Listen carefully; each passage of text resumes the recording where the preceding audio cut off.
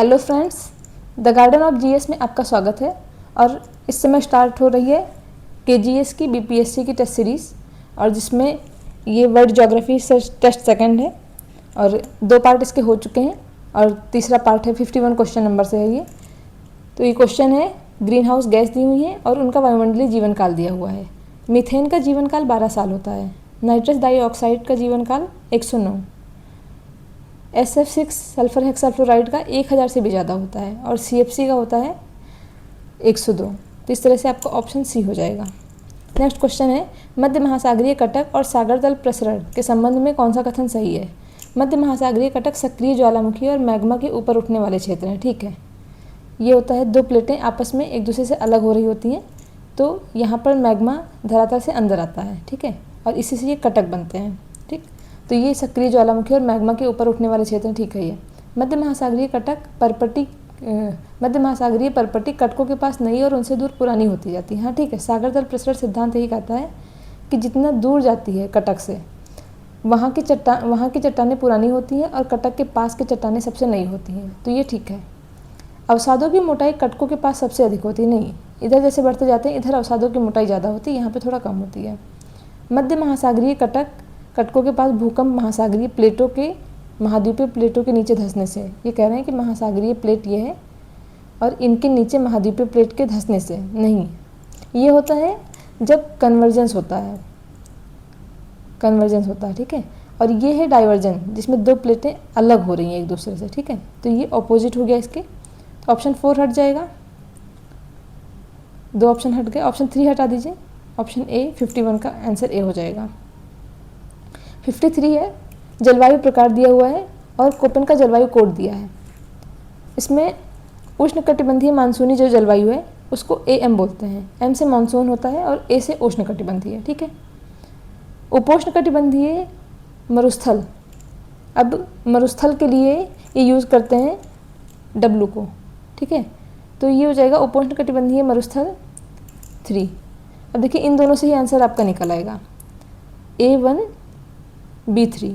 ठीक है, फिर समुद्री पश्चिमी तट FB और आर्द्र उपोष्णकटिबंधीय CFA। ठीक है, तो ऑप्शन सी हो जाएगा इसका। ये थोड़ा सा कोपेन टफ माना जाता है अपने आप में।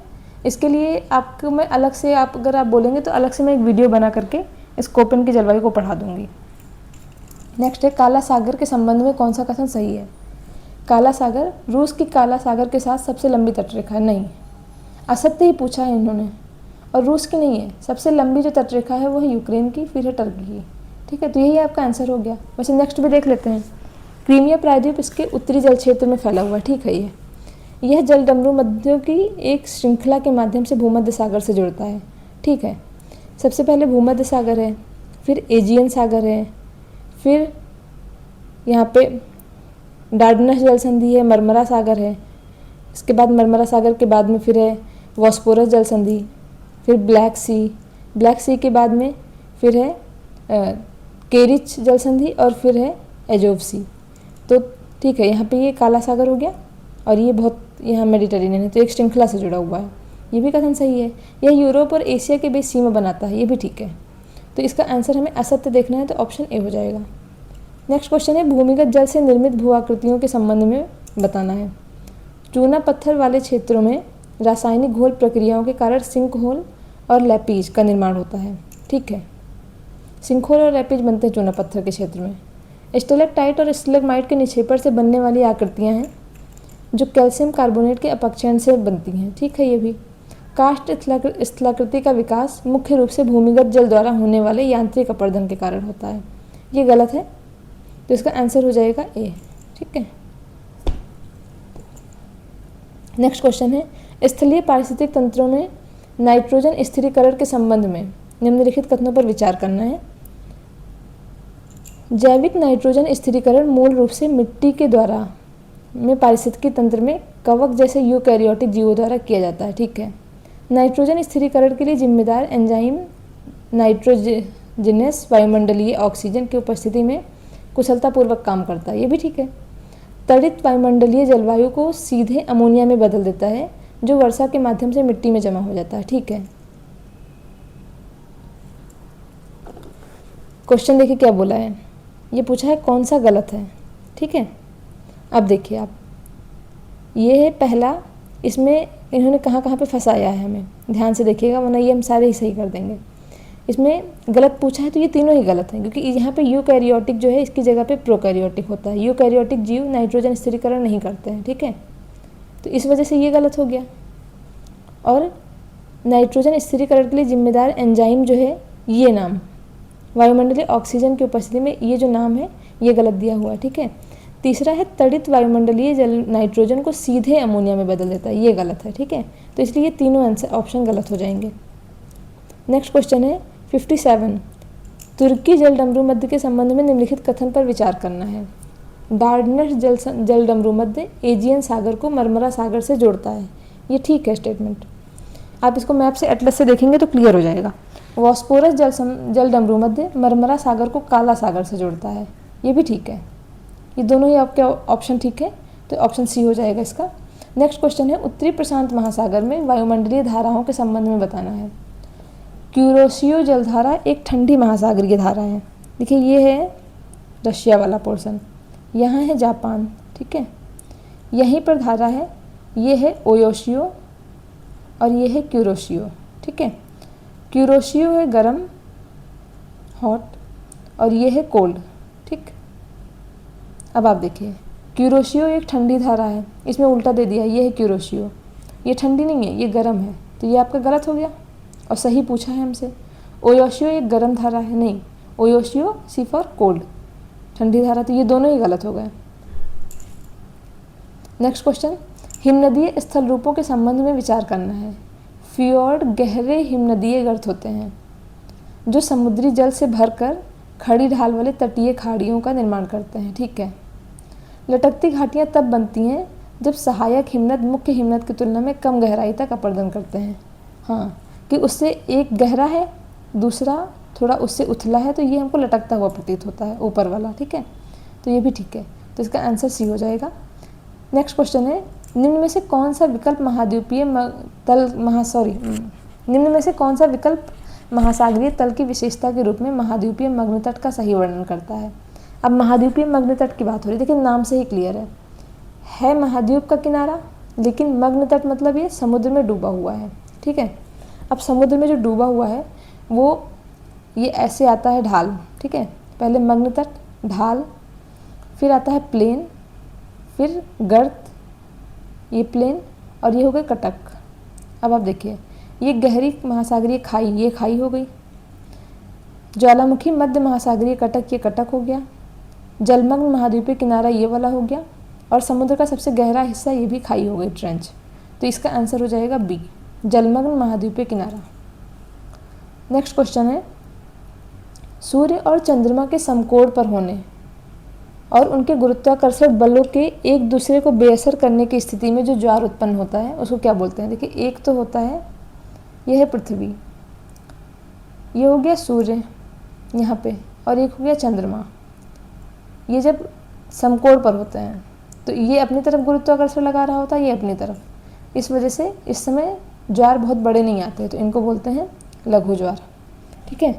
और दूसरा होता है जब ये हो गई पृथ्वी, ये चंद्रमा और ये सूर्य दोनों मिल के गुरुत्वाकर्षण लगा रहे होते हैं, तो ये होता है जब तीनों एक सीध में होते हैं, तो इस समय जो ज्वार आते हैं उनको बोलते हैं बृहद ज्वार, ठीक है। आई होप क्लियर हो गया होगा। नेक्स्ट क्वेश्चन है कौन सी प्रक्रिया अपतटीय हवाओं के परिणाम स्वरूप ठंडे गहरे पानी को समुद्र की सतह पर लाती है। एक प्रोसेस चलता है समुद्र में,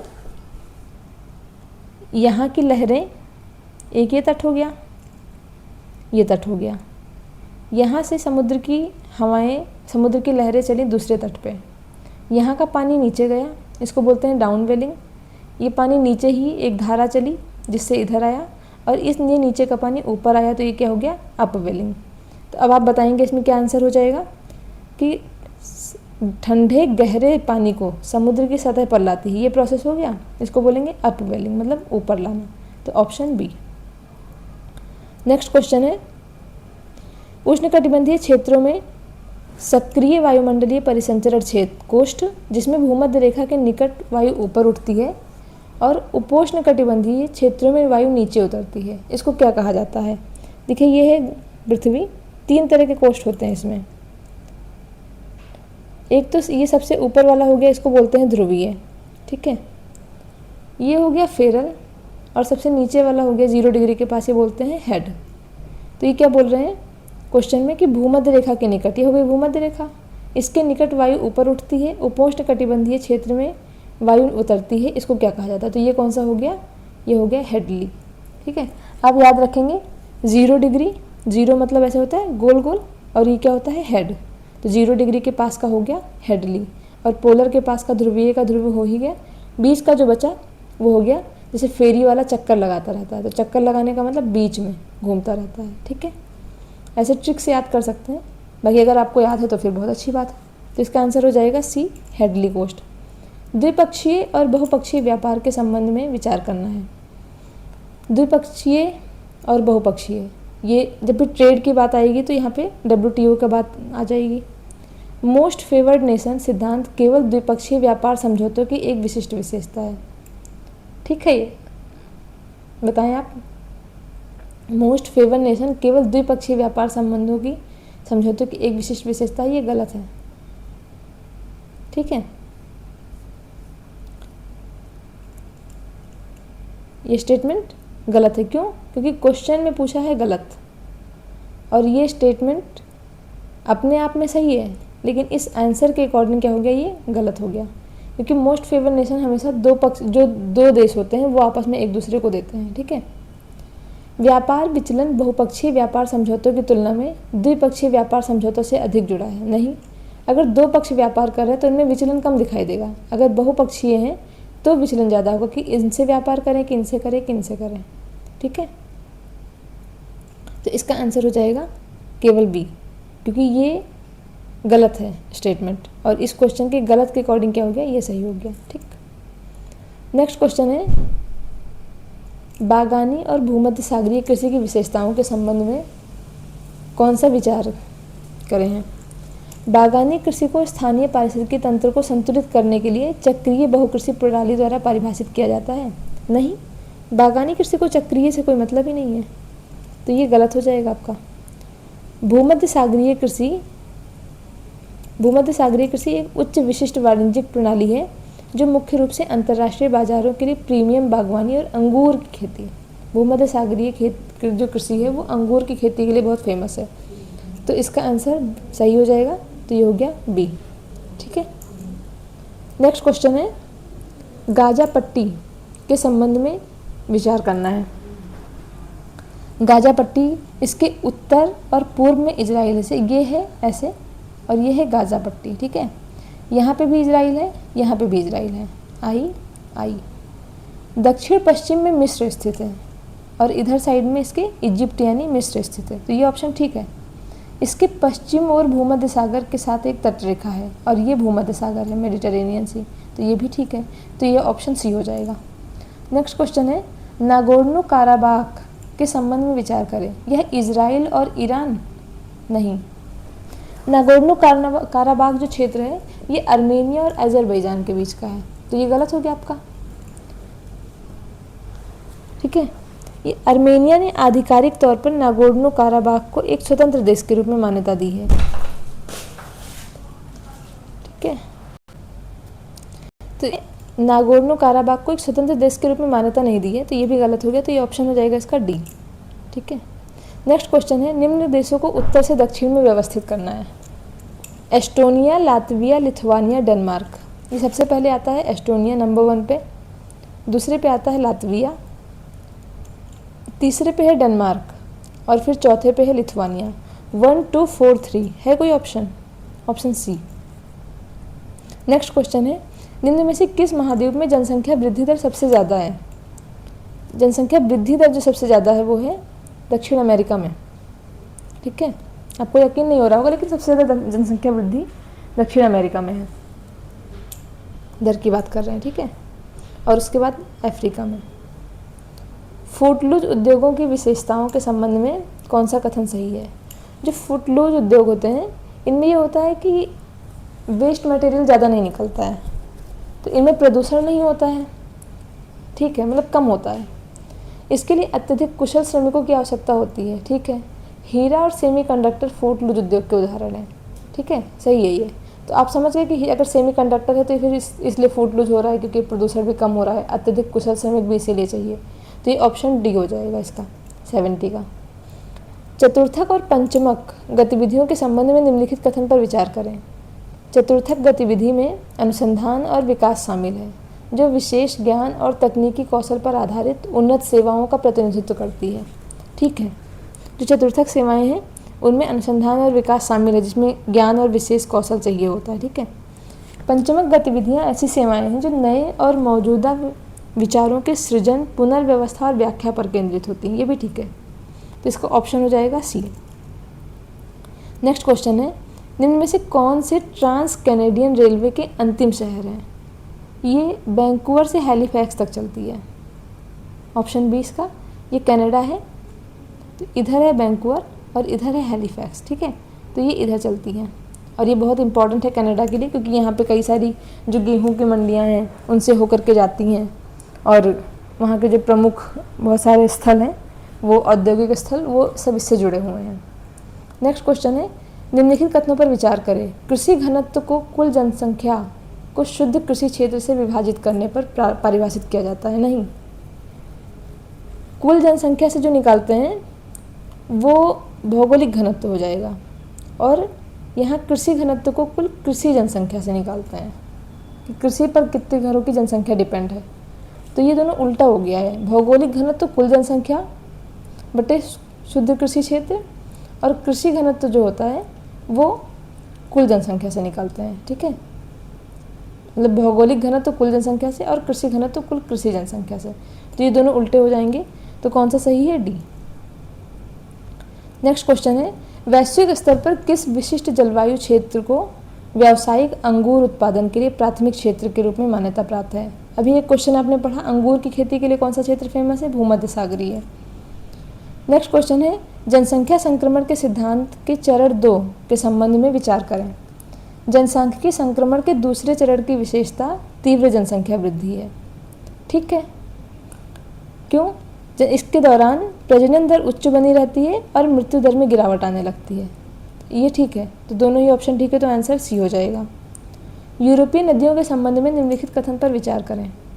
नंबर 1 है, डैन्यूब नदी यूरोपीय महाद्वीप की तीसरी सबसे लंबी नदी है। नहीं, इसको दूसरी बोलते हैं। सबसे लंबी नदी बोलते हैं वोल्गा को और दूसरी डैन्यूब को, और तीसरी नदी बोलते हैं जो है वो यूराल को बोलते हैं। राइन नदी का उद्गम पूर्वी मध्य स्विट्जरलैंड के आल्प्स पर्वत में स्थित 2 छोटे जल स्रोतों से होता है। ठीक है, ये ऑप्शन सही है। जो राइन नदी है इसका उद्गम होता है आल्प्स पर्वत से, तो ये ऑप्शन बी सही हो जाएगा इसका।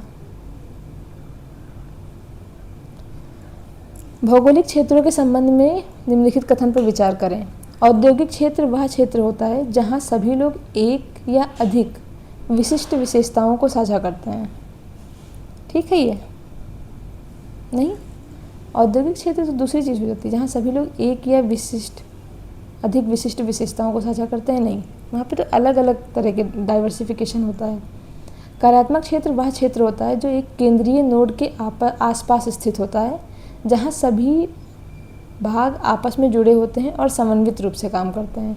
देखिए, ये उल्टा बता दिया है, यही एक दूसरे को ऑपोजिट लिंक कर दिया है इन्होंने, तो इसका आंसर हो जाएगा डी।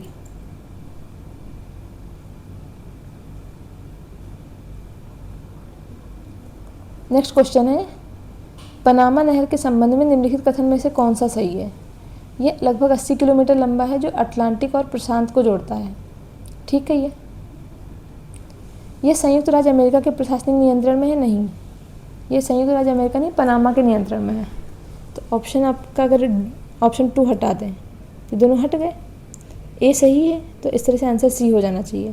फिर देख लेते हैं, इस नहर का निर्माण उत्तरी और दक्षिणी अमेरिका को जोड़ने वाले स्थल मध्य के सबसे संकरे भाग पर किया गया था। ठीक है, ये दक्षिणी और उत्तरी अमेरिका को जोड़ने वाला ये पनामा आया है ऐसे, और इसके बाद यहाँ से दक्षिणी अमेरिका शुरू हो जाता है, तो यहीं पर बनी है। ठीक है, इसका आंसर हो जाएगा सी। निम्नलिखित में से कौन से देश वर्तमान में गोलान हाइट का दावा करते हैं? गोलन हाइट पर कौन से देश दावा करते हैं? यही दोनों हैं, इजराइल और सीरिया। इसे बोलते हैं इसे गोल बनाओ, तो इसे गोल बनाओ। आई से इजराइल, एस से सीरिया और गोलन से गोल बनाओ, गोलन हाइट। निम्नलिखित में से कौन से देश सुवाल्की गैप द्वारा अलग होते हैं?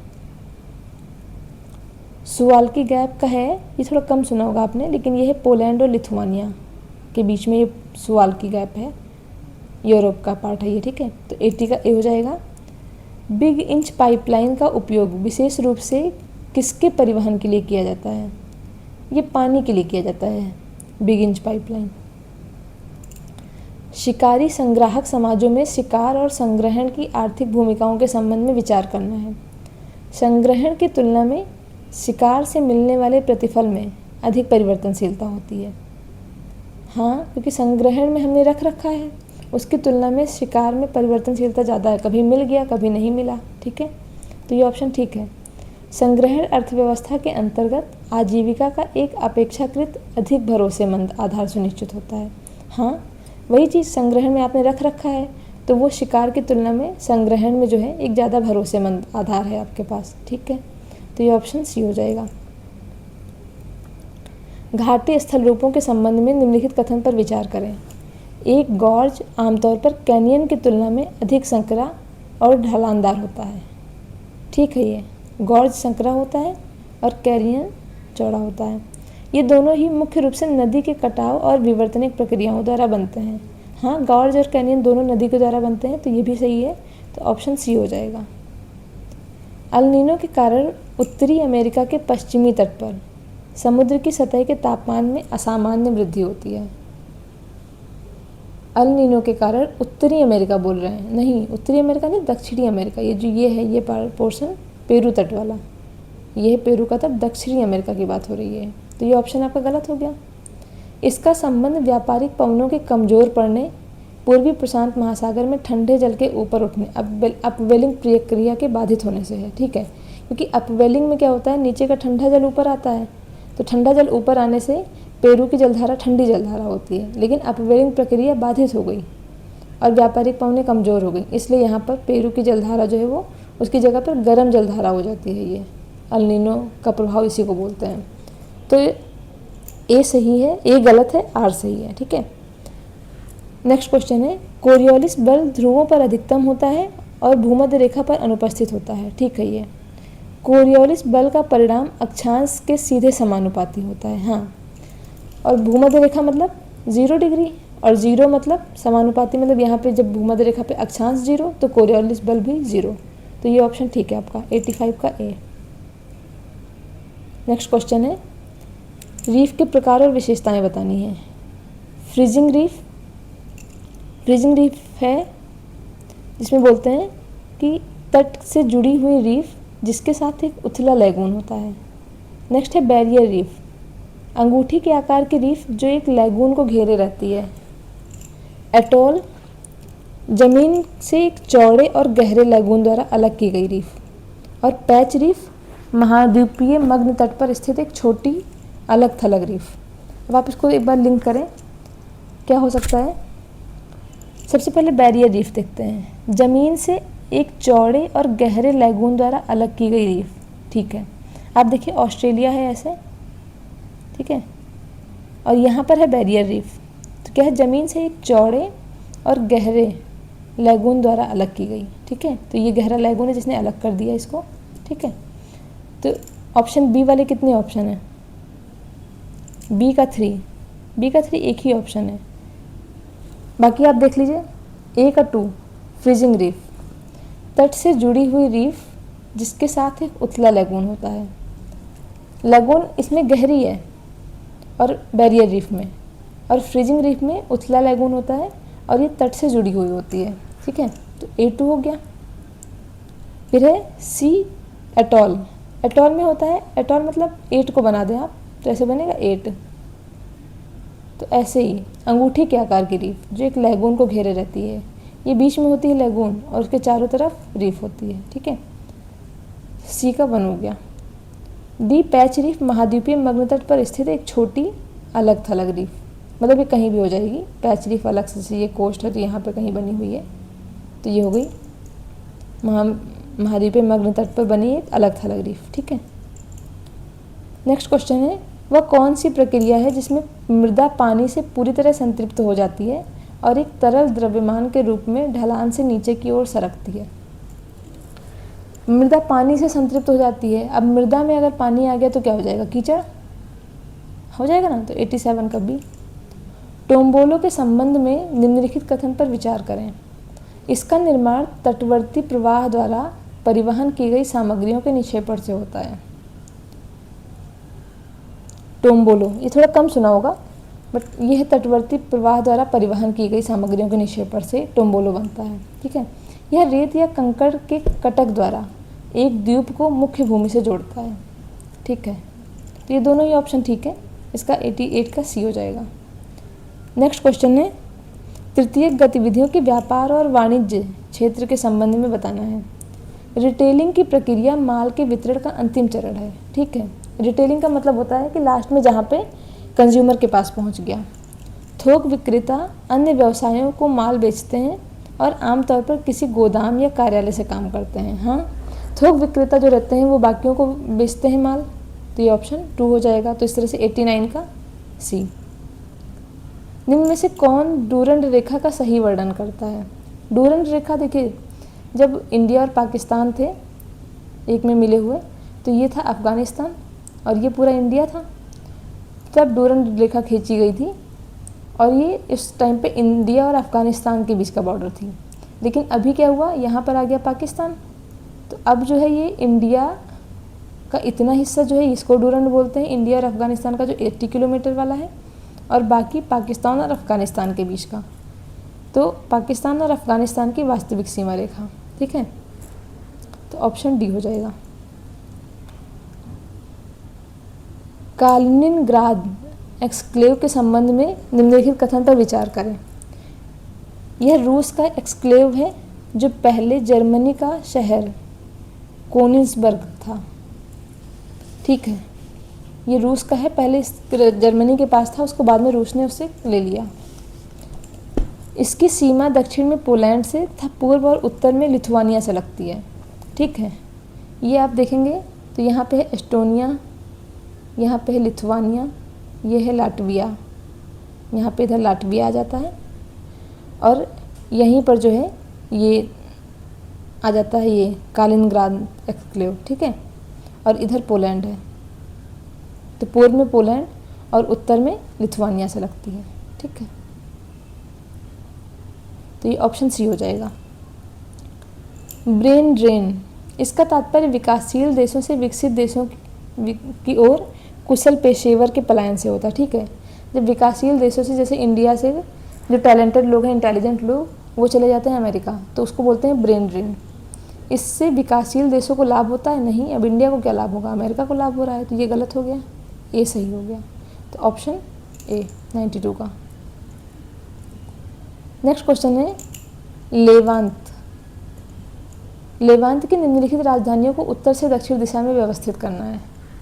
लेवांत बोलते हैं जो भूमध्य सागर है ये, तो इसका जो एशिया वाला पार्ट है, मतलब भूमध्य सागर का पूर्वी भाग जो सीरिया से शुरू होता है, सीरिया, लेबनान, इज़राइल।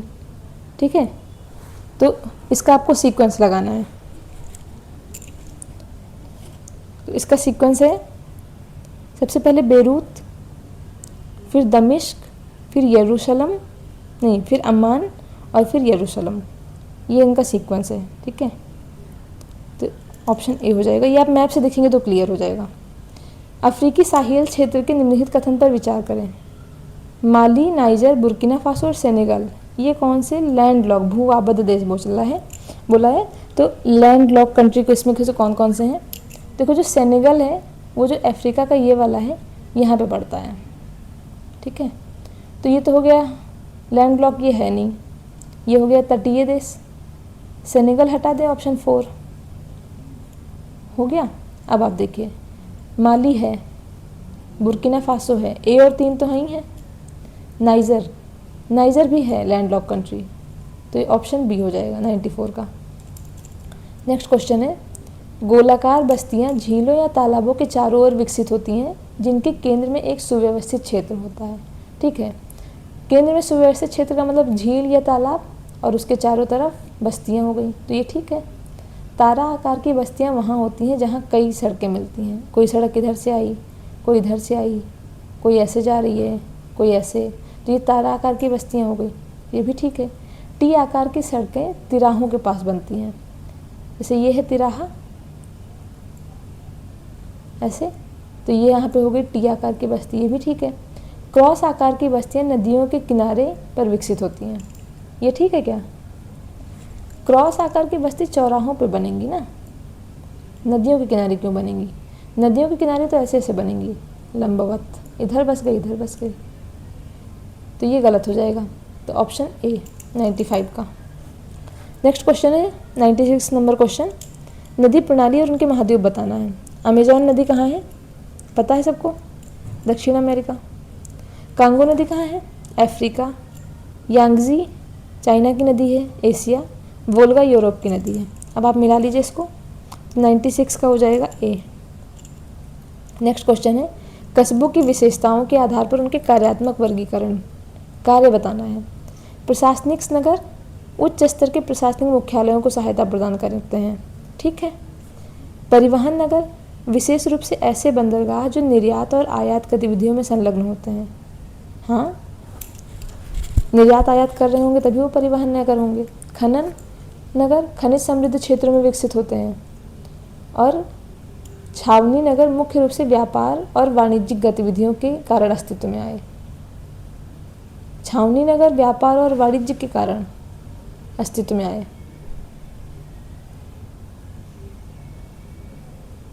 ये छावनी नगर तो उसके लिए था जो सैन्य सुरक्षा वगैरह के लिए, तो ये आपका गलत हो गया, ऑप्शन 4 हटा दीजिए आप। अब 1, 2 और 1, 3। खनन नगर तो खनिज समृद्ध क्षेत्रों में विकसित होते हैं, ये ठीक है। प्रशासनिक नगर ये भी ठीक है। जो परिवहन नगर होते हैं वो दूसरे होते हैं, और जो बंदरगाह होते हैं विशेष रूप से बंदरगाह, ये बंदरगाह की बात हो जाएगी यहाँ पे, जो निर्यात और आयात करते हैं, तो ये परिवहन नगर नहीं होगा, तो ये ऑप्शन गलत हो गया, तो ऑप्शन बी हो जाएगा इसका 97 का। नेक्स्ट है, किस तापमान पर हवा संतृप्त हो जाती है जिससे संघनन की प्रक्रिया होती है। ये कहना चाह रहे हैं कि जैसे बारिश होती है तो बादल पहले संतृप्त रहता है जिसमें पानी की बूंदें स्टोर रहती हैं, लेकिन किस तापमान पर जो बादल है वो बरसना शुरू कर देता है, तो ये है, इसको बोलते हैं ओसांक बिंदु। और ओसांक बिंदु के बाद जो है बादल या बारिश होने शुरू हो जाती है। सी माउंट और गायोट के संबंध में बताना है। सी माउंट समुद्र के नीचे स्थित ऐसे ज्वालामुखी पर्वत होते हैं जो समुद्र की सतह तक नहीं पहुंचते। ये है समुद्र की सतह, सी माउंट यहीं रहते हैं उसके अंदर ही। और गायोट समुद्र के नीचे स्थित ऐसे नुकीले ज्वालामुखी पर्वत हैं जो पूरी तरह से समुद्र तल के नीचे ही रहते हैं। ये बाकी तो सब ठीक है कि समुद्र के नीचे ही रहते हैं, सब है, लेकिन ये नुकीले नहीं होते। नुकीला होता है सी माउंट, और गायोट ऐसे रहते हैं, ऐसे, माफ़ कीजिए, ये ऐसे है, तो ऊपर से ये ऐसे प्लेन हो जाते हैं, ठीक है, ऊपर समतल हो जाते हैं, तो बी गलत हो जाएगा, ये गलत हो जाएगा, ऑप्शन ए सही हो जाएगा, ठीक है। 100 नंबर क्वेश्चन है, थर्मोक्लाइन के संबंध में बताना है। थर्मोक्लाइन का मतलब होता है कि पहले तापमान जो रहता है वो धीरे धीरे घटता है और एक टाइम बाद तापमान सीधे घट जाता है, ठीक है। तो यह एक ऐसा क्षेत्र है जहाँ गहराई बढ़ने के साथ तापमान में तेज़ी से गिरावट आती है, ठीक है। यह गर्म सतही परत और ठंडी गहरी महासागरीय परत के बीच स्थित होता है। ये ठीक है क्या? ये भी ठीक है, क्योंकि सबसे ऊपर गर्म सतही परत है और सबसे नीचे ठंडी महासागरीय परत है, उसके बीच में ये स्थित होता है।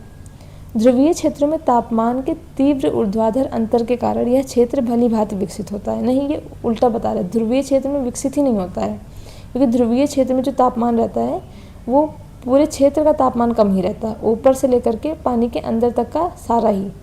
तो इसलिए थर्मोक्लाइन ध्रुवीय क्षेत्र में लगभग ना के बराबर होता है।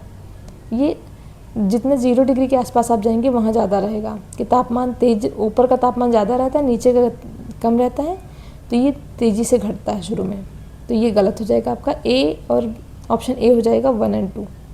बाकी नेक्स्ट क्वेश्चन नेक्स्ट वीडियो में करेंगे। Thank you.